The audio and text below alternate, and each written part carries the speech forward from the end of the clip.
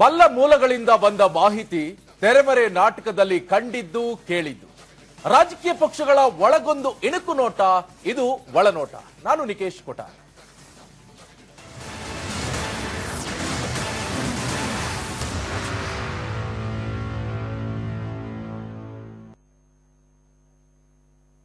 ವೀಕ್ಷಕರೇ, ಸುದ್ದಿಗೆ ಹೋಗೋಕ್ಕಿಂತ ಮುಂಚೆ ಇವತ್ತಿನ ಟಾಪ್ ಸ್ಟೋರಿಗಳನ್ನ ನೋಡ್ಕೊಂಡು ಹೋಗೋಣ.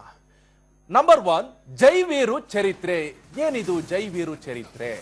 ಚರಿತ್ರೆಗಳು ಇರೋದೇ ಅದನ್ನು ಆಗಾಗ ಮರಳಿ ಬರೆಯೋದಕ್ಕೆ ಅನ್ನೋ ಮಾತುಗಳಿವೆ. ಇದು ಅಂತಹದ್ದೇ ಒಂದು ಐತಿಹಾಸಿಕ ನಿರ್ಧಾರದ ಹಿಂದಿನ ಕಹಾನಿ. 22 ವರ್ಷಗಳ ಹಿಂದಿನ ಅಧ್ಯಾಯವನ್ನ ಮರು ಸೃಷ್ಟಿ ಮಾಡಲು ಮೋದಿ ಅಮಿತ್ ಶಾ ಜೋಡಿ ಈಗ ಸಜ್ಜಾಗಿದ್ದಾರೆ. ಹಾಗಾದ್ರೆ ಏನು ಆ ಇತಿಹಾಸ ಅನ್ನೋದನ್ನ ಒಳನೋಟ ಓರೆಗೆ ಹಚ್ಚಲಿದೆ. ನೋಡೋಣ ಇವತ್ತಿನ ಟಾಪ್ ಸ್ಟೋರಿ 1ರಲ್ಲಿ. ಹಾಗಾದ್ರೆ ಟಾಪ್ ಸ್ಟೋರಿ 2 ಯಾವುದು? ಸಂಪುಟ ವ್ಯೂಹದಲ್ಲಿ ಸಿಎಂ ಅಂದ್ರೆ ವ್ಯೂಹದಲ್ಲಿ ಸಿಲುಕಾಕೊಂಡ್ರ. ಹಾಗಾದ್ರೆ ಯಾಕೆ? ಡಿ.ಕೆ. ಶಿವಕುಮಾರ್ ಮುಖ್ಯಮಂತ್ರಿಯಾಗಿ 1 ತಿಂಗಳು ಕಳೆದು ಹೋಗಿದೆ.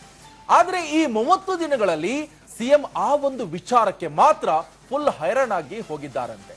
ನಿತ್ಯದ ಸವಾಲುಗಳ ಜೊತೆ ಅದೊಂದು ಮ್ಯಾಟರ್ ಅವರನ್ನ ಪರಿಪರಿಯಾಗಿ ಕಾಡ್ತಾ ಇದೆಯಂತೆ. ಹಾಗೆಯೇ ಈ ಚಕ್ರ ವ್ಯೂಹದಿಂದ ಪಾರು ಮಾಡಿ ಅಂತ ಖರ್ಗೆ ಮೊರೆ ಹೋಗಿದ್ದಾರಂತೆ. ಹಾಗಾದ್ರೆ ಏನಂದ್ರು? ಏನದು ಸಂಕಷ್ಟ? ಬನ್ನಿ ನೋಡೋಣ ಇವತ್ತಿನ ಟಾಪ್ ಸ್ಟೋರಿ 2ನಲ್ಲಿ.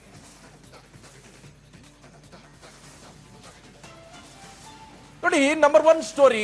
ಈ ಸಂಪುಟ ರಚನೆಯೇ ಆಗಿರ್ಲಿ ಅಥವಾ ರಾಷ್ಟ್ರಪತಿ ಆಯ್ಕೆಯೇ ಇರಲಿ, ಸದಾ ಊಹೆಗೆ ನಿಲುಕದ ನಿರ್ಧಾರಗಳಿಂದಲೇ ಮೋದಿ ಹಾಗೆ ಅಮಿತ್ ಶಾ ಅಚ್ಚರಿಯನ್ನ ಮೂಡಿಸಿದವರು. ಇದೇ ಕುಚುಕುಗಳೀಗ 22 ವರ್ಷಗಳ ಹಿಂದಿನ ಇತಿಹಾಸ ಮರುಸೃಷ್ಟಿಗೆ ಮುಂದಾಗಿದ್ದಾರೆ. ಹಾಗಿದ್ರೆ ಏನು ಆ ಹೊಸ ಚರಿತ್ರೆ ಅನ್ನೋದನ್ನ ನಿಮ್ಮ ಒಳನೋಟವಿಂದು ಓರೆಗೆ ಹಚ್ಚಲಿ.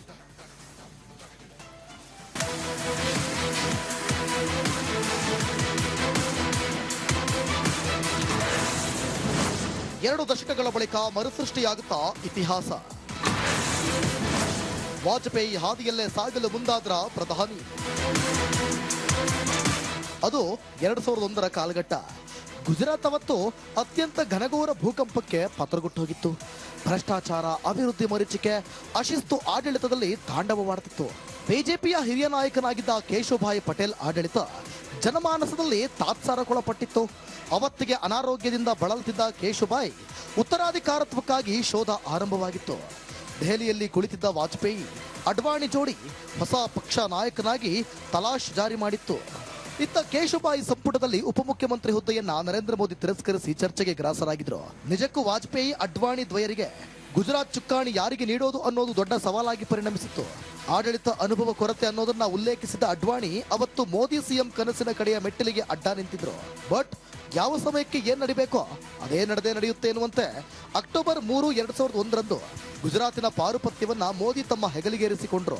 ಅರೆ, ಇದ್ಯಾಕಪ್ಪ ಇವತ್ತು ಒಳನೋಟದಲ್ಲಿ ಮೋದಿ ಸಾಗಿ ಬಂದ ಹಾದಿಯನ್ನ ಹೇಳ್ತಿದ್ದೀವಿ ಅಂತ ಗೊಂದಲಕ್ಕೀಡಾಗ್ತಿದ್ದೀರಾ? ನಿಮ್ಮೆಲ್ಲರ ಗೊಂದಲಗಳಿಗೆ ಕೆಲವೇ ಕ್ಷಣಗಳಲ್ಲಿ ತೆರೆ ಬೀಳಲಿದೆ. ಅವತ್ತು ದೆಹಲಿಯಲ್ಲಿ ಚುಕ್ಕಾಣಿ ಹಿಡಿದಿದ್ದ ಶೋಲೆ ಸಿನಿಮಾ ಖ್ಯಾತಿಯ ಜೈ ವೀರುನಂಥ ವಾಜಪೇಯಿ ಅಡ್ವಾಣಿ ಜೋಡಿ ಗುಜರಾತಿನ ಹಣೆಬರಹವನ್ನ ಬದಲಿಸುವ ನಿರ್ಣಯ ಕೈಗೊಂಡಿದ್ರು. ನರೇಂದ್ರ ದಾಮೋದರ ದಾಸ್ ಮೋದಿ ಗುಜರಾತಿಗಳ ಸಾರಥ್ಯ ವಹಿಸಿದ್ರು. ಈ ಪಟ್ಟಾಭಿಷೇಕ ಕಳೆದು ದಶಕಗಳೇ ಉರುಳಿ ಹೋಗಿವೆ. ಇವತ್ತು ವಾಜಪೇಯಿ ಅಡ್ವಾಣಿ ಇಬ್ರೂ ಕಾಲನ ಕರೆಗೆ ಓಗೊಟ್ಟು ಹೋಗಿದೆ. ಆದ್ರೆ ಅಂದಿನ ವಾಜಪೇಯಿ ಅಡ್ವಾಣಿ ಜೋಡಿ ಮಾಡಿದ ಮೋಡಿಯನ್ನೇ ಇವತ್ತು ಮೋದಿ ಅಮಿತ್ ಶಾ ಮಾಡ್ತಿದ್ದಾರೆ ಅನ್ನೋದು ಹೊಸ ಚರಿತ್ರೆ. ಇವತ್ತಿನ ನಮ್ಮ ಒಳನೋಟದ ಒಳಗಣ್ಣಿಗೆ ಕಂಡಿರೋ ಆ ಇನ್ಸೈಡ್ ಸ್ಟೋರಿ ದಶಕಗಳ ಹಿಂದಿನ ಇತಿಹಾಸವನ್ನ ಮರುಸೃಷ್ಟಿಯತ್ತ ಹೆಜ್ಜೆ ಹಾಕಿದೆ ಅನ್ನೋದು ಇಲ್ಲಿ ಗಮನಾರ್ಹ. ಜೈ ವೀರು ಜೋಡಿ ಆಗ್ತಾರಾ ಮೋದಿ ಅಮಿತ್ ಶಾ? 22 ವರ್ಷಗಳ ಬಳಿಕ ನಡೆಯುತ್ತಿರೋದಾದ್ರೂ ಏನು? ಅದು 80ರ ಕಾಲಮಾನ. RSS ಅಂಗಳದಲ್ಲಿ ಇಬ್ಬರು ಬಿಸಿ ರಕ್ತದ ಯುವಕರು ಬಂದು ನಿಂತಿದ್ರು. ಗುಜರಾತ್ನ ABVP ಚುಕ್ಕಾಣಿ ಹಿಡಿದ ಆ ಯುವ ನೇತಾರನೇ ಮುಂದೆ ಆ ರಾಜ್ಯದ ಗೃಹ ಸಚಿವರಾಗಿದ್ದು ಐತಿಹ್ಯ. ಹೌದು, ಅದು ಬೇರಾರೂ ಅಲ್ಲ, ಅದೇ ಅಮಿತ್ ಶಾ. ಅಂದಿನಿಂದ ಶುರುವಾದ ಮೋದಿ ಅಮಿತ್ ಶಾ ದೋಸ್ತಿ ಇಂದಿಗೂ ಅಷ್ಟೇ ಅಚಲವಾಗಿರೋದು ವಿಶೇಷ. ಬಿಜೆಪಿ ಪಾಳೆಯದಲ್ಲಿ ಅಂದು ಅಟಲ್ ಬಿಹಾರಿ ವಾಜಪೇಯಿ, LK ಅಡ್ವಾಣಿ ಜೋಡಿ ಹೇಗೆ ಅತ್ಯಂತ ಚಿರಪರಿಚಿತವೋ, ಇಂದು ಮೋದಿ ಅಮಿತ್ ಶಾ ಕುಚುಕುತನವೂ ಅಷ್ಟೇ ಖ್ಯಾತವಾಗಿದೆ. ಆದ್ರೆ ವಿಚಾರ ಇದಲ್ಲ. ಅಂದು ಗುಜರಾತಿನ ಮೋದಿ ಸರ್ಕಾರದಲ್ಲಿ ಬರೋಬ್ಬರಿ 11 ಖಾತೆಗಳನ್ನು ಹೊಂದಿದ್ದ ಅಮಿತ್ ಶಾ ಇದೀಗ ಮತ್ತೊಂದು ಚರಿತ್ರೆ ಬರೆಯಲು ಅಣಿಯಾಗಿದ್ದಾರೆ. ಒಳನೋಟದ ದೆಹಲಿ ಆಪ್ತ ಮೂಲಗಳೇ ಉಲ್ಲೇಖಿಸುತ್ತಿರುವಂತೆ 22 ಸುದೀರ್ಘ ವರ್ಷಗಳ ಬಳಿಕ ಮತ್ತೊಮ್ಮೆ ಚರಿತ್ರೆ ಸೃಷ್ಟಿಯ ಗಳಿಗೆ ಹತ್ತಿರವಾಗ್ತಿದೆ ಅಂತಲೇ ಅವಲೋಕಿಸಲಾಗ್ತಿದೆ. ಅಂದು LK ಅಡ್ವಾಣಿ, ಇಂದು ಅಮಿತ್ ಶಾ. ದೇಶದ ಉಪ ಪ್ರಧಾನಿ ಪಟ್ಟ ಅಲಂಕರಿಸ್ತಾರ ಶಾ. ದಶಕಗಳೇ ಕಾಲಗರ್ಭದಲ್ಲಿ ಕಳೆದು ಹೋಗಿವೆ.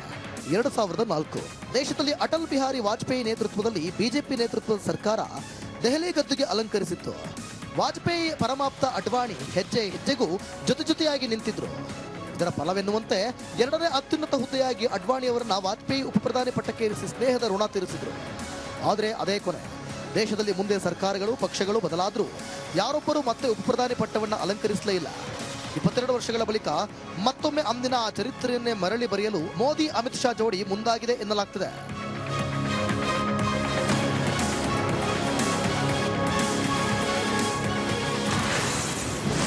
ಅಂದು ಇತಿಹಾಸ ಬರೆದ ಸರ್ದಾರ್, ಇಂದು ಅಮಿತ್ ಶಾ.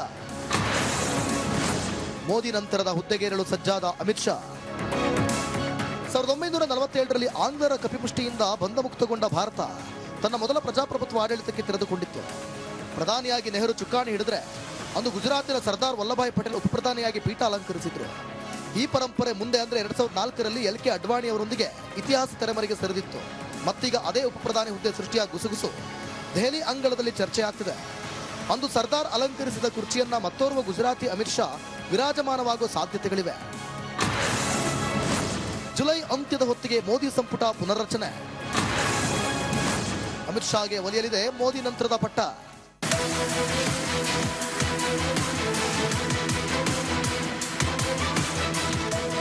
ಸತತ 3ನೇ ಅವಧಿಗೆ ಭಾರತದ ಪಾರುಪತ್ಯದ ಹೊಣೆ ಹೊತ್ತಿರುವ ನರೇಂದ್ರ ಮೋದಿ ಅಮಿತ್ ಶಾ ರದ್ದು ಅಮರ ಮಧುರ ಸ್ನೇಹ. ಗುಜರಾತಿನಿಂದ ಆರಂಭವಾಗಿ ದೆಹಲಿಯಲ್ಲಿ ಮುಂದುವರೆದಿರೋ ಈ ಗೆಳೆತನ ಮತ್ತೊಂದು ಮಜಲಿಗೆ ಹೊರಲು ಸಜ್ಜಾಗಿದೆ ಎನ್ನಲಾಗ್ತಿದೆ. ಆಪ್ತ ಗೆಳೆಯ ಅಮಿತ್ ಶಾರನ್ನ ಉಪ ಪ್ರಧಾನಿ ಮಾಡಲು ಮೋದಿ ತೀರ್ಮಾನಿಸಿದ್ದಾರೆ ಎನ್ನಲಾಗ್ತಿದೆ. ಈ ನಿಟ್ಟಿನಲ್ಲೇ ಈಗಾಗಲೇ ಒಂದು ಹಂತದ ಚರ್ಚೆ ಮುಕ್ತಾಯವಾಗಿದ್ದು ಶೀಘ್ರವೇ ಅಮಿತ್ ಶಾಗೆ ಪಟ್ಟಾಭಿಷೇಕ ಫಿಕ್ಸ್ ಎನ್ನಲಾಗ್ತಿದೆ. ಸೋಮವಾರದಿಂದ ವಿದೇಶ ಪ್ರವಾಸಕ್ಕೆ ಹೋಗ್ತಿರುವ ಪ್ರಧಾನಿ ಅಲ್ಲಿಂದ ಮರಳುತ್ತಿದ್ದಂತೆ ಅಮಿತ್ ಶಾಗೆ ಉಪ ಪ್ರಧಾನಿ ಕಟ್ಟುವ ಸಾಧ್ಯತೆ ದಟ್ಟವಾಗಿದೆ. ಸಂಪುಟ ಪುನರ್ರಚನೆಗೆ ಮುಂದಾಗ್ತಿರುವ ಮೋದಿ ಇದೇ ಸಂದರ್ಭದಲ್ಲಿ ಅಮಿತ್ ಶಾಗೆ ಉಪ ಪ್ರಧಾನಿ ಹುದ್ದೆ ನೀಡುವ ಸಾಧ್ಯತೆಗಳಿವೆ. ದೇಶ ಈಗಾಗಲೇ 7 ಉಪ ಪ್ರಧಾನಿಗಳನ್ನ ಕಂಡಿದೆ. ಒಂದೊಮ್ಮೆ ಅಮಿತ್ ಶಾ ಉಪ ಪ್ರಧಾನಿ ಆದ್ರೆ ದೇಶದ 8ನೇ ಉಪ ಪ್ರಧಾನಿಯಾದ ಶ್ರೇಯಕ್ಕೆ ಪಾತ್ರರಾಗಲಿದ್ದಾರೆ.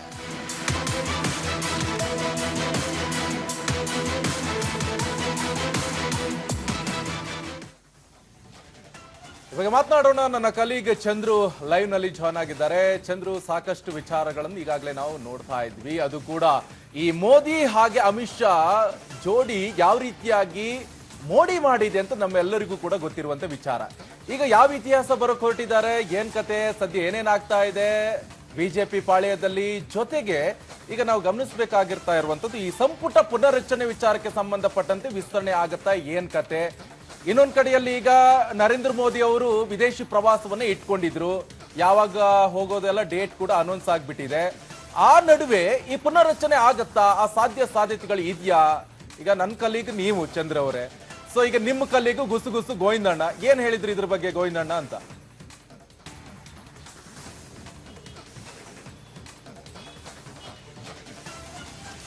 ನಿಕೇಶ್, ಖಂಡಿತವಾಗ್ಲು 2027ರ ಚುನಾವಣೆಯ ದೃಷ್ಟಿಯಲ್ಲಿಟ್ಕೊಂಡು ಈಗ ಕೇಂದ್ರದ ಸಚಿವ ಸಂಪುಟವನ್ನ ಬದಲಾಯಿಸುವಂತ, ಒಂದಷ್ಟು ವಿಸ್ತರಣೆ ಮಾಡುವಂತ ಒಂದು ಕೆಲಸಕ್ಕೆ ಈಗ ಅಮಿತ್ ಶಾ ಅವರು ಮತ್ತು ಪ್ರಧಾನಮಂತ್ರಿ ನರೇಂದ್ರ ಮೋದಿ ಅವರು ಮುಂದಾಗಿರ್ತಕ್ಕಂಥದ್ದು. ಸೊ ಬಹಳ ಪ್ರಮುಖವಾಗಿ ನೋಡೋದಾದ್ರೆ ರೀಶಫಲ್ ಆಗುತ್ತೆ ಅನ್ನುವಂಥದ್ದು. ಸೊ ಯಾಕಂತಂದ್ರೆ 2027ರಲ್ಲಿ ಯಾವ್ಯಾವ ರಾಜ್ಯದಲ್ಲಿ ಚುನಾವಣೆ ಇದೆ ಆ ರಾಜ್ಯದ ಪ್ರಮುಖರಿಗೆ ಅವಕಾಶವನ್ನ ಮಾಡಿಕೊಡ್ಬೇಕು ಅನ್ನುವಂಥದ್ದು. ಸೊ ಹೀಗಾಗಿ ಆ ರೀತಿಯಾಗಿ ನೋಡೋದಾದ್ರೆ ಬಹಳಷ್ಟು ಪ್ರಮುಖವಾಗಿ ಏನು ತಯಾರಿಯನ್ನು ಕೂಡ ಮಾಡ್ಕೊಳ್ತಾ ಇದ್ದಾರೆ. ಸೊ ಈಗ ಯಾವ್ಯಾವ ರಾಜ್ಯದಲ್ಲಿ ಹೆಚ್ಚುವರಿ ಇದ್ದಾರೆ ಅವರನ್ನ ಕೈ ಬಿಟ್ಟು ಬಹುತೇಕ ಯಾವ ರಾಜ್ಯಗಳಿಗೆ ಚುನಾವಣೆ ಇದೆ ಅಲ್ಲಿ ಇರ್ತಕ್ಕಂಥ ನಾಯಕರಿಗೆ ಅವಕಾಶವನ್ನ ಮಾಡಿಕೊಡುವಂಥದ್ದು. ಈ ಮೂಲಕ ಕೇಂದ್ರದ ನಾಯಕರು ಅಥವಾ ಕೇಂದ್ರ ಸಚಿವರು ನಮ್ಮ ರಾಜ್ಯದಲ್ಲಿ ಇದ್ದಾರೆ ಅನ್ನುವಂಥ ಒಂದಷ್ಟು ಪ್ಲಾನ್ ಅನ್ನ ಮಾಡ್ಕೊಡ್ತಾ ಇದ್ದಾರೆ. ಇದರಲ್ಲಿ ವಿಶೇಷ ಅಂತಂದ್ರೆ ಅಮಿತ್ ಶಾ ಅವರನ್ನ ಉಪ ಪ್ರಧಾನಿಯನ್ನಾಗಿ ಮಾಡಬೇಕು ಅನ್ನುವಂತ ಒಂದಷ್ಟು ಪ್ಲಾನ್ಗಳು ಕೂಡ ನಡೀತಾ ಇದೆ. ಈ ಹಿಂದೆ ಅಟಲ್ ಬಿಹಾರಿ ವಾಜಪೇಯಿ ಅವರು ಪ್ರಧಾನಮಂತ್ರಿ ಆಗಿದ್ದಾಗ ಉಕ್ಕಿನ ಮನುಷ್ಯರಾದಂತ LK ಅಡ್ವಾಣಿ ಅವರಿಗೆ ಉಪ ಪ್ರಧಾನಿಗಳನ್ನಾಗಿ ಮಾಡಿದ್ರು. ಯಾಕೆ ಅಂತಂದ್ರೆ ಅವತ್ತು ಪಕ್ಷವನ್ನ ಕಟ್ಟಿದಂತದ ಪಾತ್ರವನ್ನ ವಹಿಸಿದ್ದಂಥದ್ದು LK ಅಡ್ವಾಣಿ ಅವರು. ಯಾವ ರೀತಿಯಾಗಿ ಅಟಲ್ ಬಿಹಾರಿ ವಾಜಪೇಯಿ ಅವರು ವಾಕ್ಚಾತುರ್ಯ ಇತ್ತು, ಪಕ್ಷ ಸಂಘಟನೆ ಮಾಡುವಂತ ಚಾತುರ್ಯತೆ ಅಡ್ವಾಣಿ ಅವರಲ್ಲಿತ್ತು. ಸೊ ಈಗಲೂ ಕೂಡ ಅಂತದ್ದೇ ಸಿಮಿಲಾರಿಟಿ ಕಾಣಿಸ್ತಾ ಇರ್ತಕ್ಕಂಥದ್ದು. ಆ ನಿಟ್ಟಿನಲ್ಲಿ ನೋಡೋದಾದ್ರೆ ಅಮಿತ್ ಶಾ ಅವರು ಬಹಳಷ್ಟು ಪಕ್ಷವನ್ನು ಸಂಘಟನೆ ಮಾಡುವಂಥದ್ದು, ಒಂದು ಕೈ ಹೆಚ್ಚು ಅಂದ್ರೆ ನರೇಂದ್ರ ಮೋದಿ ಅವರು ಪ್ರಧಾನಿ ಆಗಿದ್ರು ಕೂಡ ಅವರ ವಾಕ್ಚಾತುರ್ಯ ಇದೆ. ಸೊ ಅದೇ ರೀತಿಯಾದಂತ ಸಿಮಿಲಾರಿಟಿ ಇಲ್ಲೂ ಕೂಡ ಇರ್ತಕ್ಕಂಥದ್ದು. ಸೊ ಹೀಗಾಗಿ ಅಮಿತ್ ಶಾ ಅವರನ್ನ ಉಪ ಪ್ರಧಾನಿಯನ್ನಾಗಿ ಮಾಡಬೇಕು ಅನ್ನುವಂಥದ್ದು. ಸೊ ಹಿಂದೆ ಯಾವ ರೀತಿಯಾಗಿ ಅಡ್ವಾಣಿ ಅವರು ಉಪ ಪ್ರಧಾನಿಯಾಗಿದ್ರು, ಈಗ ಅಮಿತ್ ಶಾ ಅವರನ್ನ ಆ ರೀತಿಯಾಗಿ ಉಪ ಪ್ರಧಾನಿ ಸ್ಥಾನದಲ್ಲಿ ನೋಡ್ಬೇಕು ಅನ್ನುವಂಥದ್ದು ಅನೇಕರ ಒಂದಷ್ಟು ಚರ್ಚೆಗಳು ಲೆಕ್ಕಾಚಾರಗಳಾಗಿರ್ತಕ್ಕಂಥದ್ದು. ಈ ಮೂಲಕ ಬಿಜೆಪಿಯಲ್ಲಿ ಹೊಸತನವನ್ನ ಕಂಡಿಸ್ಕೊಳ್ಳೋದು ಜೊತೆಯಲ್ಲಿ 2029 ಲೋಕಸಭಾ ಚುನಾವಣೆಯಲ್ಲಿ ಒಂದಷ್ಟು ಪಕ್ಷ ಸಂಘಟನೆಯನ್ನ ಮತ್ತಷ್ಟು ಬಲಗೊಳಿಸಬಹುದು ಅನ್ನುವಂತ ಒಂದು ನಿಟ್ಟಿನಲ್ಲಿ ಈ ರೀತಿಯಾದಂತಹ ಕ್ಯಾಲ್ಕುಲೇಷನ್ ಅನ್ನ ಹಾಕಲಾಗ್ತಾ ಇದೆ. ಸೊ ಇದು ಎಷ್ಟರ ಮಟ್ಟಿಗೆ ವರ್ಕೌಟ್ ಆಗುತ್ತೆ ಅನ್ನೋದು ಗೊತ್ತಿಲ್ಲ. ಆದ್ರೆ ಈ ರೀತಿಯಾದಂತ ಬಿಜೆಪಿಯೊಳಗಿನ ಆಂತರಿಕ ಲೆಕ್ಕಾಚಾರಗಳು ಬಹಳಷ್ಟಿದೆ. ಇದು ರಾಜ್ಯದಲ್ಲಿರ್ತಕ್ಕಂಥ ಒಂದು ಕೇಂದ್ರ ಸಚಿವರು ಹಾಗೂ ರಾಜ್ಯ ಖಾತೆ ಸಚಿವರು ಇದರ ಮೇಲೂ ಕೂಡ ಪರಿಣಾಮ ಬೀರಬಹುದಾದಂತ ಸಾಧ್ಯತೆ ಇದೆ. ಈಗಾಗಲೇ ಅನೇಕರನ್ನ ಅದು ಶೋಭಾ ಕರಂದ್ಲಾಜೆ ಅವ್ರನ್ನಾದ್ರೂ ಕೈ ಬಿಡಬಹುದು ಅಥವಾ ಸೋಮಣ್ಣ ಅವ್ರನ್ನಾದ್ರೂ ಕೈ ಬಿಡಬಹುದು, ಅವರನ್ನ ರಾಜ್ಯಕ್ಕೆ ಕರೆತಾ ಇರಬಹುದು, ಈ ರೀತಿಯಾದಂತ ಲೆಕ್ಕಾಚಾರಗಳಿದೆ. ಸೊ ಆದ್ರೆ 2027 ಚುನಾವಣೆ ಏನಿದೆ ಆ 5 ರಾಜ್ಯಗಳ ಚುನಾವಣೆಯನ್ನ ಗಮನದಲ್ಲಿಟ್ಕೊಂಡು ಸಚಿವ ಸಂಪುಟ ವಿಸ್ತರಣೆ ಮಾಡಬೇಕು ಅಥವಾ ರೀಶಫಲ್ ಮಾಡಬೇಕು ಅನ್ನೋಂಥದ್ದು. ಸೊ ಈಗ ಪ್ರಧಾನಮಂತ್ರಿಗಳು ಕೂಡ ಬೇರೆ ಬೇರೆ ದೇಶಗಳಿಗೆ ಪ್ರವಾಸವನ್ನು ಹಮ್ಮಿಕೊಂಡಿರೋದ್ರಿಂದ ಈಗಾಗಲೇ ತಿಳಿದಂತೆ ಜೂನ್ 20 ಒಳಗಾಗಿ ಕೇಂದ್ರದಲ್ಲಿ ಸಚಿವ ಸಂಪುಟ ಬದಲಾಗುತ್ತೆ ಅನ್ನುವಂತ ಲೆಕ್ಕಾಚಾರ ಇತ್ತು. ಆದ್ರೆ ಈವರೆಗೂ ಕೂಡ ಆಗಿಲ್ಲ. ಸೊ ಹೀಗಾಗಿ ಜುಲೈ ಏನು ಈಗಾಗಲೇ 20ನೇ ತಾರೀಕಿಂದ ಕೇಂದ್ರದಲ್ಲಿ ಏನು ಸಂಸತ್ ಅಧಿವೇಶನ ಕೂಡ ಆರಂಭವಾಗ್ತಾ ಇದೆ, ಅದರ ಒಳಗಾಗಿ ಮಾಡ್ತಾರ ಅಥವಾ ಅಧಿವೇಶನವನ್ನ ಮುಗಿಸಿ ಒಂದು ಸಚಿವ ಸಂಪುಟ ಬದಲಾವಣೆಯನ್ನ ಮಾಡ್ತಾರ ಅನ್ನೋದು ಕೂಡ ಬಹಳಷ್ಟು ಕುತೂಹಲ ಇರ್ತಕ್ಕಂಥದ್ದು. ಚಂದ್ರು, ಈಗ ಓಕೆ ಫೈನ್, ಈಗ ವಿದೇಶಿ ಪ್ರವಾಸವನ್ನ ಹಮ್ಮಿಕೊಂಡಿದ್ರು, ಈ ಸಂದರ್ಭದಲ್ಲಿ ಏನ್ ಮಾಡ್ತಾರೋ ಗೊತ್ತಿಲ್ಲ. ಸೊ ಜೊತೆಗೆ ಈಗ ನೆಕ್ಸ್ಟ್ ಅಧಿವೇಶನ ಬಂತು, ಇದ್ರ ಜೊತೆಗೆ ಈಗ ಆಷಾಢ ಬಂತು, ಈಗ ಅದ್ರ ಜೊತೆಗೆ ಈ ಪುನರಚನೆ ಮಾಡ್ತಾರಾ ಅಥವಾ ಅವರು ಬಿಜೆಪಿ ಅಂದ್ರೆ ಗೊತ್ತಿರುವಂತ ವಿಚಾರ, ಒಂದಿಷ್ಟು ಕಾಲ ಗಳಿಗೆ ಇದನ್ನೆಲ್ಲ ನೋಡ್ಕೊಂಡು ಮಾಡುವಂತ ಜಾಯಮಾನ. ಸೊ ಏನಾಗಬಹುದು ಅಂತ ಈ ಸಂದರ್ಭದಲ್ಲಿ, ಅದ್ರ ನಮ್ಮ ರಾಜ್ಯದಲ್ಲಿ ಯಾರದ್ದೆಲ್ಲ ಚೇಂಜಸ್ ಆಗ್ಬಹುದು ಖಾತೆ, ಇವಾಗ ಏನ್ ಡೀಟೇಲ್ಸ್ ಕೊಟ್ಟಿದ್ರು ನಿಮ್ಗೆ ಗೋವಿಂದಣ್ಣ?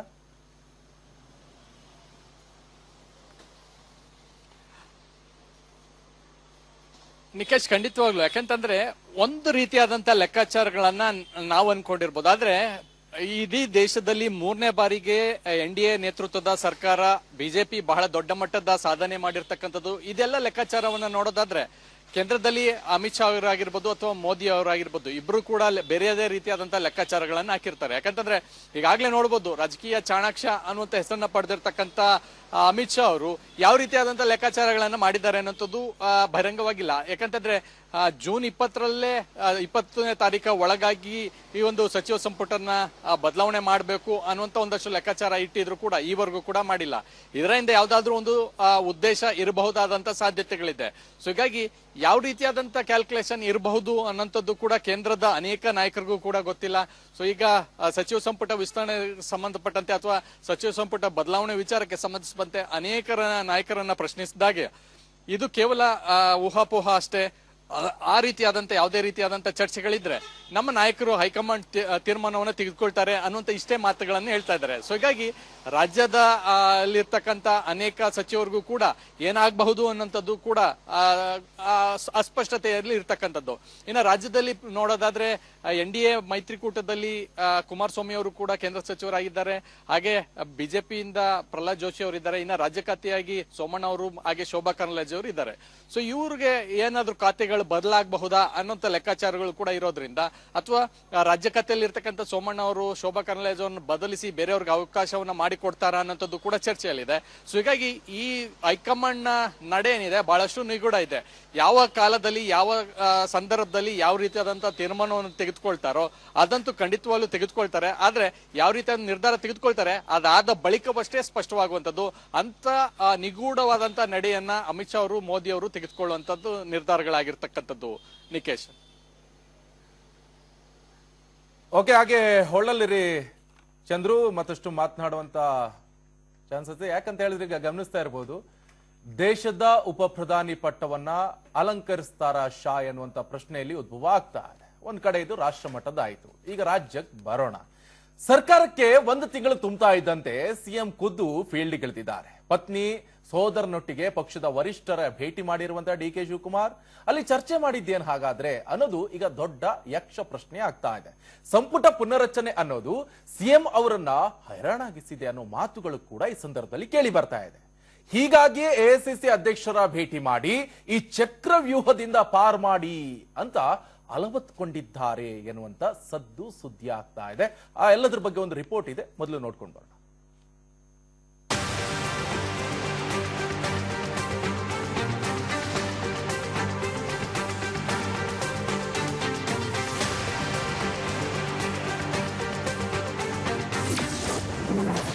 ಡಿಕೆ ಸರ್ಕಾರಕ್ಕೆ ತಿಂಗಳು, ಅಖಾಡಕ್ಕಿಳಿದ ಸಿಎಂ. ಒಂದು ಭೇಟಿ, 108 ಗುಟ್ಟಿನ ಒಳಮರ್ಮವೇನು? ಸಿದ್ದರಾಮಯ್ಯರಿಂದ ತೆರವಾದ ಸ್ಥಾನ ಅಲಂಕರಿಸಿ ಡಿಕೆ ಶಿವಕುಮಾರ್ 1 ತಿಂಗಳೇ ಉರುಳಿ ಹೋಗಿದೆ. ತಪಸ್ಸಿಗೆ ಫಲ ಸಿಗುತ್ತೆ, ಪರಿಶ್ರಮಕ್ಕೆ ತಕ್ಕ ಕೂಲಿ ಸಿಕ್ಕೇ ಸಿಗುತ್ತೆ. ಕೊಟ್ಟ ಮಾತು ಮರೆಯದಿರಿ ಅಂತಲೇ ಕಳೆದ 6 ತಿಂಗಳಿಂದ ಹೇಳ್ಕೊಂಡು ಓಡಾಡ್ತಿದ್ದ ಡಿಕೆ ಕನಸು ಈಡೇರಿ ಈಗಾಗಲೇ ತಿಂಗಳು ಕಳೆದು ಹೋಗಿದೆ. ಹಾಗ್ ನೋಡಿದ್ರೆ ಅಧಿಕಾರ ಸಿಗೋವರೆಗೂ ಒಂದು ಲೆಕ್ಕ, ಸಿಕ್ಕ ಮೇಲೆ ಮತ್ತೊಂದು ಲೆಕ್ಕ ಅನ್ನೋ ಮಾತಿದೆ.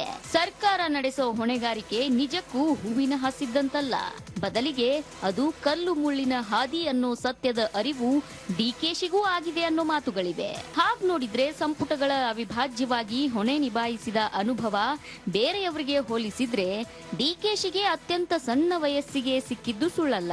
ಆದ್ರೆ ಬೇರೆಯವರ ಸಾರಥ್ಯದಲ್ಲಿ ಸಚಿವನಾಗಿರೋದಕ್ಕೂ ತಾವೇ ಖುದ್ದು ಕ್ಯಾಪ್ಟನ್ ಆಗಿದ್ಕೊಂಡು ತಂಡವನ್ನ ಮುನ್ನಡೆಸೋದಕ್ಕೂ ಅಜಿಗಜಾಂತರ ವ್ಯತ್ಯಾಸವಿರುತ್ತೆ. ಈ ಸತ್ಯದ ಸ್ಪಷ್ಟ ಪರಿಚಯ ಈಗಾಗಲೇ ಡಿಕೆಶಿಗೂ ಆದಂತಿವೆ ಅಂತಿದ್ದಾರೆ ಅವರ ಆಪ್ತರು. ಒಳನೋಟದ ಒಳಗಣ್ಣಿಗೆ ಕಂಡಿರುವಂತೆ ಡಿಕೆಶಿ ಕಳೆದೊಂದು ತಿಂಗಳಲ್ಲೇ ಸುಸ್ತಾಗಿ ಹೋದ್ರ ಅನ್ನೋ ಗುಸುಗುಸು ಶುರುವಾಗಿದೆ. ನಮ್ಗೆ ಅವಕಾಶನೇ ಕೊಟ್ಟಿಲ್ಲ, ಬರೀ HK ಪಾಟೀಲ್ ಕೊಡ್ತಾ ಇದ್ರಿ, ನೀವು ಅವ್ರು HK ಪಾಟೀಲ್ ಬದಲು ನಮ್ ಕೊಡಿ ಅಂತ ಅವ್ರು ಗಲಾಟೆ ಮಾಡ್ತಾ ಇದ್ದಾರೆ. ಹಿಂಗೆ ಇರೋದು ಒಂದೊಂದು ಜಿಲ್ಲೆಗೆ ಒಂದೊಂದು ಪೋಸ್ಟ್ ಇದೆ, ಕೆಲವು ಜಿಲ್ಲೆಯಲ್ಲಿ ಕೊಡೋಕ್ಕೆ ಆಗಲ್ಲ. ಇಂಥ ಸಮಸ್ಯೆ ಎಲ್ಲ ಕೂಡ ನಮಗಿದೆ. ಬಹುಶಃ ಅದೆಲ್ಲ ಅರ್ಥ ಮಾಡ್ಕೊಳ್ತೀರಿ. ಇದೊಂದು ಮಾತು ನಿಜಕ್ಕೂ ಕಳೆದೊಂದು ತಿಂಗಳಲ್ಲಿ ಡಿಕೆಶಿ ವಾಸ್ತವದಲ್ಲಿ ಅನುಭವಿಸಿದ ಒತ್ತಡವನ್ನ ತೆರೆದಿಟ್ಟಿತ್ತು. ಅದೇನೋ ಹೇಳ್ತಾರಲ್ಲ, ದೂರದ ಬೆಟ್ಟ ಕಣ್ಣಿಗೆ ನುಣ್ಣಗೆ ಎನ್ನುವಂತೆ ನೀರಿಗಿಳಿದ ಮೇಲೆಯೇ ಆಳ ತಿಳಿಯೋದು ಡಿಕೆಶಿ ವಿಚಾರದಲ್ಲೂ ಸತ್ಯವಾಗಿದೆ ಅಂತಿದ್ದಾರೆ ರಾಜಕೀಯ ಪಂಡಿತರು.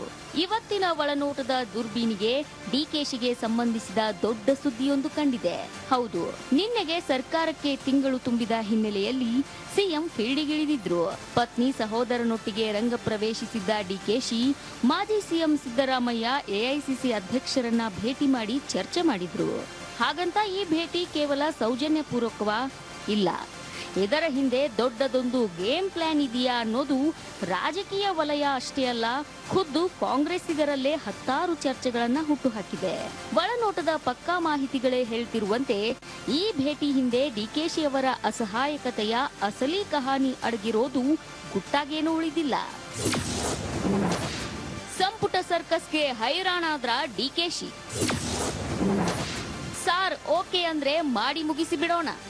ಈಗ ಮುಂದಕ್ಕೆ ಏನ್ ಮಾಡಬೇಕು, ಎಷ್ಟು ನಂಬರ್ ಕೊಡಬೇಕು ಅಂತ ತೀರ್ಮಾನ ಮಾಡ್ತಾರೆ. ಬಹಳ ಸೀನಿಯರ್ಸ್ ಇದ್ದಾರೆ, 5 ಸತಿ 6 ಸತಿ 7 ಸತಿ ಗೆದ್ದಂತ MLAಗಳೆಲ್ಲ ಇದ್ದಾರೆ. ಅವರೆಲ್ಲ ಏನೂ ಆಗಿಲ್ಲ. ಈಗ ನೀವು ನೋಡಿದಿರಲ್ಲ, ದೊಡ್ಡ ಸೀನಿಯರ್ಸು ಎಷ್ಟೋ ಜನಕ್ಕೆ ನಾವಿನ್ನ ಕಂಪ್ಲೀಟ್ ಮಾಡಕ್ಕೆ ಆಗಿಲ್ಲ.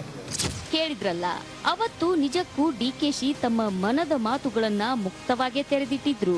ನಿತ್ಯ ಹೀಗೆ ಬಂದು ನಮ್ಮವರನ್ನ ಮಂತ್ರಿ ಮಾಡಿ ನನ್ನನ್ನ ಕ್ಯಾಬಿನೆಟ್ಗೆ ಸೇರಿಸಿಕೊಳ್ಳಿ ಅಂತ ದುಂಬಾಲು ಬಿದ್ದೋರಿಂದ ಡಿಕೆ ಸುಸ್ತಾಗಿ ಹೋಗಿದ್ರು. ಸಮುದಾಯಕ್ಕೆ ಪ್ರಾತಿನಿಧ್ಯ ನೀಡಿ ಅಂತ ಬಂದ ಮುಸ್ಲಿಂ ಧರ್ಮಗುರುಗಳ ಮುಂದೆ ನಾನು ಕೆಲವರಿಗೆ ಮಾತು ಕೊಟ್ಟಿದ್ದೇನೆ ಅಂತ ತಮ್ಮ ಧರ್ಮ ಸಂಕಷ್ಟವನ್ನ ತೋಡಿಕೊಂಡ್ರು.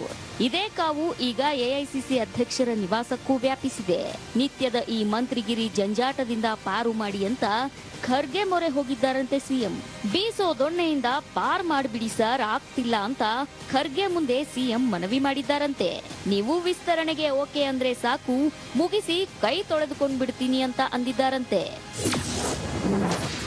ರಾಹುಲ್ ಬರ್ಲಿ, ಎಲ್ಲವನ್ನು ಇತ್ಯರ್ಥ ಮಾಡೋಣ. ಆಷಾಢಕ್ಕೂ ಮುನ್ನವೇ ವಿಸ್ತರಣೆಗೆ ಕೂಡಿ ಬರುತ್ತಾ ಭಾಗ್ಯ. ಸದಾಶಿವನಗರದಲ್ಲಿರೋ ಖರ್ಗೆ ನಿವಾಸಕ್ಕೆ ಆಗಮಿಸಿದ್ದ ಡಿಕೆಶಿ ಅಭಿನಂದನೆ ಸಲ್ಲಿಸಿದ್ರು. ಸರ್ಕಾರಕ್ಕೆ ತಿಂಗಳು ತುಂಬಿದ ಸಂಭ್ರಮ ಹಂಚಿಕೊಂಡ ಡಿಕೆಶಿ, ಸಾರ್ ಈ ಸಂಪುಟ ಜಂಜಾಟದಿಂದ ನನ್ನ ಪಾರ್ ಮಾಡಿ ಅಂತ ಅಂದಿದ್ದಾರಂತೆ. ಒಂದೆಡೆ SIR ನಡೆದಿದೆ, ಅದರ ಮೇಲೂ ಸಂಪೂರ್ಣ ನಿಗಾ ವಹಿಸಬೇಕಿದೆ. ಈಗಾಗಲೇ ಪಕ್ಷದ ವತಿಯಿಂದ BLAಗಳನ್ನ ನೇಮಿಸಿದ್ದೇವೆ. ಇನ್ನೊಂದೆಡೆ GBA ಚುನಾವಣೆಗೆ ಸಜ್ಜಾಗಬೇಕಿದೆ. ಇಂಥ ಹೊತ್ತಲ್ಲೇ ನಿತ್ಯ ಈ ಸಂಪುಟ ಸೇರೋರ ಒತ್ತಡ ನನ್ನಿಂದ ತಡೆದುಕೊಳ್ಳಲಾಗ್ತಿಲ್ಲ ಸಾರ್ ಅಂತ ಅಲವತ್ತುಕೊಂಡಿದ್ದಾರಂತೆ. ಸಿಎಂ ಪರಿಸ್ಥಿತಿ ಗಮನಿಸಿದ ಖರ್ಗೆ ಸಾಹೇಬ್ರು ಆಯ್ತು ಬಿಡಿ, ವಿದೇಶದಿಂದ ರಾಹುಲ್ ಬರ್ಲಿ, ಎಲ್ರೂ ಕೂತು ಇತ್ಯರ್ಥ ಮಾಡೋಣ ಅಂದಿದಾರಂತೆ. ಒಳನೋಟಕ್ಕಿರೋ ಪಕ್ಕಾ ಮಾಹಿತಿಯಂತೆ ಆಷಾಢಕ್ಕೂ ಮುನ್ನವೇ ಸಂಪುಟ ವಿಸ್ತರಣೆ ಮಾಡೋ ಇರಾದೆ ಡಿಕೆಶಿಗಿದೆಯಂತೆ. ಜುಲೈ 8ಕ್ಕೆ ದೆಹಲಿಗೆ ಹಾರ್ತಾರ ಡಿಕೆಶಿ. ಹೊಸ ಹಳೆ ಸಮ್ಮಿಶ್ರ ಸಂಪುಟ ಸಾಧ್ಯತೆ.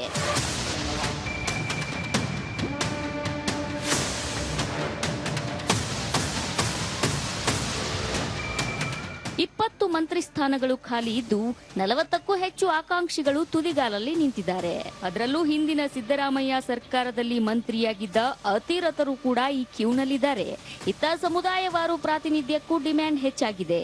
ಈ ಎಲ್ಲವನ್ನು ನಿನ್ನೆ ಖರ್ಗೆ ಮುಂದೆ ಡಿಕೆಶಿ ಎಳೆ ಎಳೆಯಾಗಿ ತೆರೆದಿಟ್ಟಿದ್ದಾರಂತೆ. ಹಳಬರೊಟ್ಟಿಗೆ ಪಕ್ಷ ಸಂಘಟಿಸೋ ಛಾತಿ, ಹೊಸಬರಿಗೂ ಸಂಪುಟದಲ್ಲಿ ಅವಕಾಶ ನೀಡೋ ಉಮೇದು ಸಿಎಂಗಿದೆಯಂತೆ. ಈ ವಿಚಾರವನ್ನ ರಾಹುಲ್ ಮುಂದೆ ಪ್ರಸ್ತಾಪಿಸಿ ಸಮ್ಮತಿ ಪಡೆಯುವಂತೆ ಖರ್ಗೆ ಸಲಹೆ ನೀಡಿದ್ದಾರಂತೆ. ಪೂರ್ವ ನಿಗದಿಯಂತೆ ಜುಲೈ 5ರಂದು ಸಿಎಂ ದೆಹಲಿಗೆ ಹಾರಬೇಕಿತ್ತಂತೆ. ಆದ್ರೆ ರಾಹುಲ್ ವಿದೇಶ ಪ್ರವಾಸ 3 ದಿನ ಹೆಚ್ಚುವರಿಯಾಗಿ ಮುಂದುವರಿಯಲಿದ್ದು, ಜುಲೈ 8ರಂದು ಡಿಕೆಶಿ ರಾಜಧಾನಿ ವಿಮಾನ ಹತ್ತೋ ಸಾಧ್ಯತೆಗಳಿವೆ. 9ಕ್ಕೆ ಫಾರಿನ್ನಿಂದ ಬರೋ ರಾಹುಲ್ ಜೊತೆ ಸಮಾಲೋಚಿಸಿ ಸಮ್ಮತಿ ಕೊಡಿಸುವಂತೆ ಖರ್ಗೆ ಮುಂದೆ ಸಿಎಂ ಭಿನ್ನಹಿಸಿಕೊಂಡಿದ್ದಾರಂತೆ. ಹಾಗಿದ್ರೆ ಸಂಪುಟ ಸೇರೋರು ಯಾರೆಲ್ಲ ಅನ್ನೋದು ಈಗಿರುವ ದೊಡ್ಡ ಪ್ರಶ್ನೆಯಾಗಿದೆ.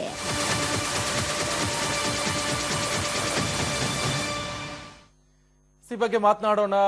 ನನ್ನ ಕಲೀಗ್ ಚಂದ್ರು ಕೂಡ ನೇರ ಸಂಪರ್ಕದಲ್ಲಿ ಜಾಯ್ನ್ ಆಗಿದ್ದಾರೆ. ಚಂದ್ರು, ಏನ್ ಕತೆ? ಈಗ ಬ್ರೇಕ್ಫಾಸ್ಟ್ ನೆಪ, ಆದ್ರೆ ಸಿದ್ದರಾಮಯ್ಯ ಹಾಗೆ ಮಲ್ಲಿಕಾರ್ಜುನ್ ಖರ್ಗೆ ಅವ್ರನ್ನ ಸಿಎಂ ಮಾಡಿರುವಂತ ಉದ್ದೇಶ ಏನು? ಏನ್ ಹೇಳ್ತಾರೆ ನಿಮ್ಮ ಗುಸುಗುಸು ಗೋವಿಂದಣ್ಣ ಇದ್ರ ಬಗ್ಗೆ?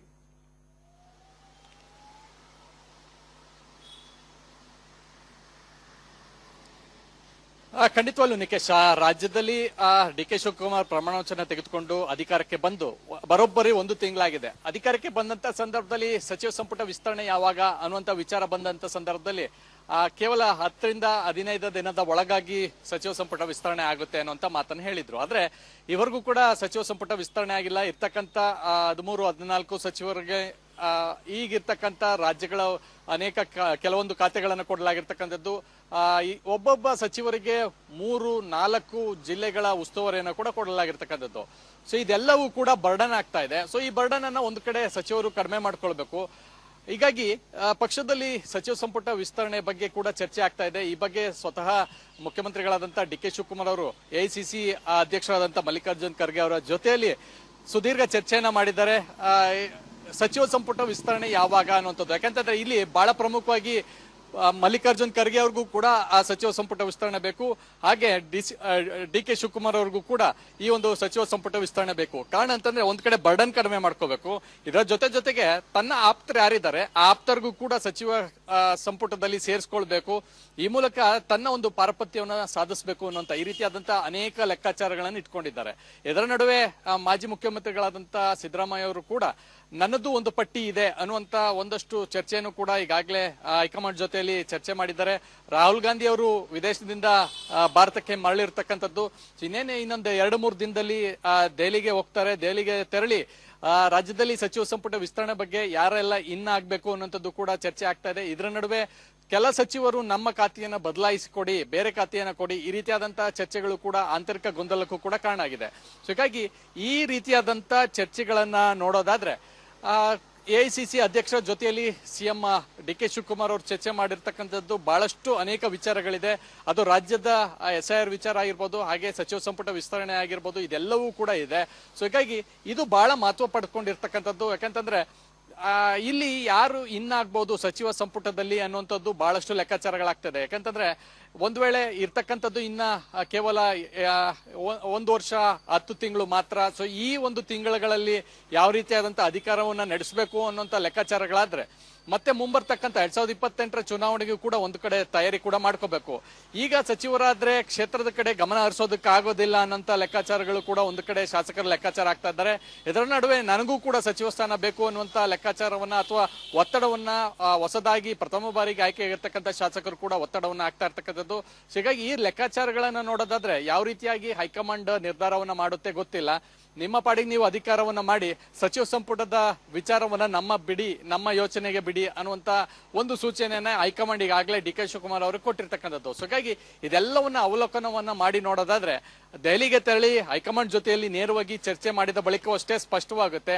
ಅಲ್ಲಿವರೆಗೂ ಕೂಡ ಈ ಸಚಿವಾಕಾಂಕ್ಷಿಗಳಿಗೆ ಲಾಬಿ ಮಾಡುವಂತದ್ದು ಮತ್ತೆ ಹೈಕಮಾಂಡ್ಗಳನ್ನ ಭೇಟಿ ಆಗುವಂತದ್ದು, ಸೊ ಮುಖ್ಯಮಂತ್ರಿಗಳನ್ನ ಸಚಿವಾಕಾಂಕ್ಷಿಗಳು ಭೇಟಿ ಆಗುವಂತದ್ದು, ಹೈಕಮಾಂಡ್ ಭೇಟಿ ಆಗೋದು, ಈ ರೀತಿಯಾದಂತ ರಾಜಕೀಯ ಲೆಕ್ಕಾಚಾರಗಳು ನಡೀತಾ ಇರತಕ್ಕಂಥದ್ದು. ಕಾಂಗ್ರೆಸ್ ಪಕ್ಷದೊಳಗೆ ಒಂದಕ್ಕಿಂತ ಒಂದು ಹೆಚ್ಚು ಒಂದು ರೀತಿಯಾದಂತಹ ಪೈಪೋಟಿಗಳು ಕೂಡ ನಡೀತಾ ಇರ್ತಕ್ಕಂಥದ್ದು. ಸೊ ಹೀಗಾಗಿ ಇದೆಲ್ಲವನ್ನು ಹೈಕಮಾಂಡ್ ಯಾವ ರೀತಿಯಾಗಿ ನೋಡ್ತಾ ಇದೆ, ಸೊ ಯಾರಿಗೆ ಈ ಒಂದು ಸಚಿವ ಸಂಪುಟಕ್ಕೆ ಸೇರುವಂತ ಅದೃಷ್ಟ ಒಲಿದು ಬರುತ್ತೆ, ಈ ರೀತಿಯಾದಂತಹ ಲೆಕ್ಕಾಚಾರಗಳು ಕೂಡ ನಡೀತಾ ಇದೆ. ಸೊ ಒಟ್ಟಾರೆಯಾಗಿ ನೋಡೋದಾದ್ರೆ ಈ ಸಿಎಂ ಡಿ ಕೆ ಶಿವಕುಮಾರ್ ಹಾಗೆ ಎಸಿಸಿ ಅಧ್ಯಕ್ಷ ಮಲ್ಲಿಕಾರ್ಜುನ್ ಖರ್ಗೆ ಇಬ್ಬರ ಭೇಟಿ ಬಹಳ ಮಹತ್ವವನ್ನ ಪಡೆದುಕೊಂಡಿದೆ.